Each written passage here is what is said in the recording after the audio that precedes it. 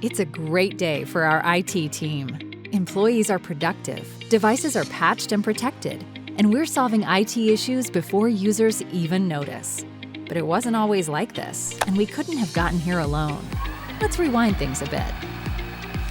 Like most organizations, the switch to hybrid work really put a strain on our resources. We struggled to keep remote devices updated. When something went wrong, we had to go on site or ship devices back. We didn't know we already had advanced manageability features on our Intel vPro devices. We just needed to activate them. CDW helped us unlock a host of features that transformed our support approach. Intel AMT provides secure, hardware-level access with local AI analysis, so we can solve issues remotely on devices anywhere.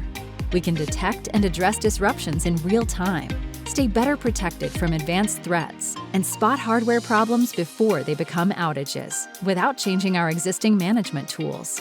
CDW didn't just turn features on for us. They operationalized vPro at scale, integrating it into the platforms we already use so we could fix problems remotely and stay ahead of hardware issues without changing how we work. Best of all, CDW performed this service at no charge because we had at least 800 vPro-enabled devices.